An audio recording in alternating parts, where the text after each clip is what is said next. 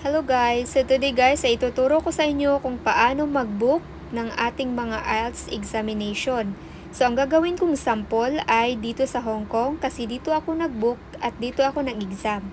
Unang-una, punta kayo sa Google at i-search nyo ang Book Your IELTS Exam.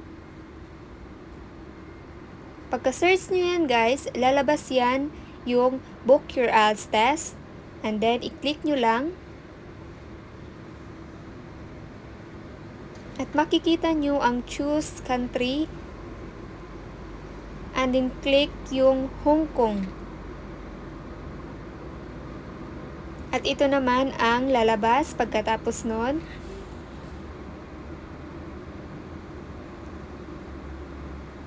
So choose how you take your IELTS exam. So ito guys, tingnan nyo yung type of your exam, kung academic ba or general.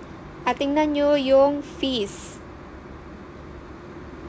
So, kung kayo guys ay mag-aaral, i-choose nyo yung academic. At general naman kung kayo ay magtatrabaho. So guys, I click general kasi ang purpose ko sa pagkuha ng IELTS is mag-work ako sa Canada.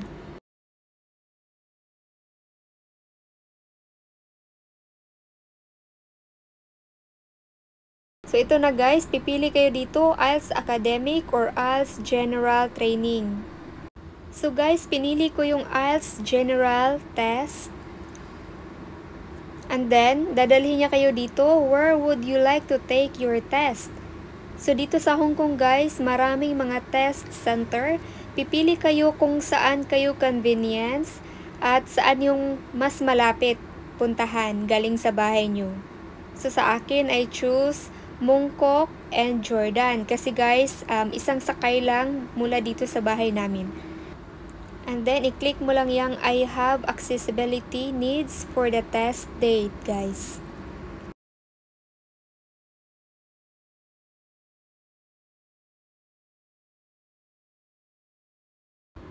So, dito sa baba, guys, may tanong na naman sila, which is, when would you like to take your test? So, mag-choose ka dito ng dates kung saan ka available, guys. So, ganito lang yung form niya, guys.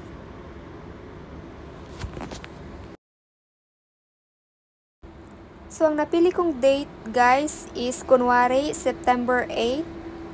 So, ayan yung lalabas, guys. Pero kapag fully book yan, guys, is manonotify naman kayo na yung binubook nyong date is fully book na. So, pwede pa kayong pumili ng ibang date. So, ito na guys, pagkatapos kong i-click, ito na siya, IELTS General Training, Mong Kok and Jordan, September 8, 2023. At sa baba niyan, ay pipili naman kayo ng inyong mga exam time.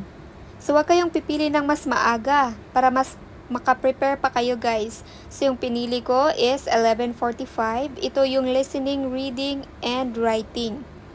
So guys, magkaiba yung time ng speaking ninyo. Pwede kayong mag-speaking sa hapon or speaking ninyo is sa umaga. So ito na guys, book for 2,380 Hong Kong dollars. So i-click nyo lang yan guys. So ito na yung booking ko guys, September 8. Yung speaking at saka listening, reading, and writing ko guys. So, i-click nyo lang yan for your continuation. At hihingian kayo guys ng Hong Kong valid ID or passport. And then, mag-create kayo guys ng inyong email. Ilagay nyo dito guys yung email address ninyo, pero yung password ninyo guys is iba. Again guys, ang ilagay nyo is yung email address ninyo guys, at yung password niyo ay iba. Para makatanggap kayo guys ng mga email galing sa IELTS. Kasi guys, may mga time na nagka-cancel sila ng exam. Gaya sa akin guys na nung last time kasi yung may COVID. Kaya kinakancel nila guys. So guys, marami kayong fill upan dito at ifa-follow nyo lang yun lahat guys. Mostly about your contact info. Yung phone number ninyo at yung address niyo guys. At saka save and continue lang guys. So, ang last step niyan guys is magbabayad kayo through your credit card. So, kailangan meron kayong credit card guys. And then, if wala naman kayong credit card, pwede kayong magbayad ng cash. Pero punta kayo guys sa kanilang office. So, yun lang guys. Sana ay nakatulong ako. Maraming salamat.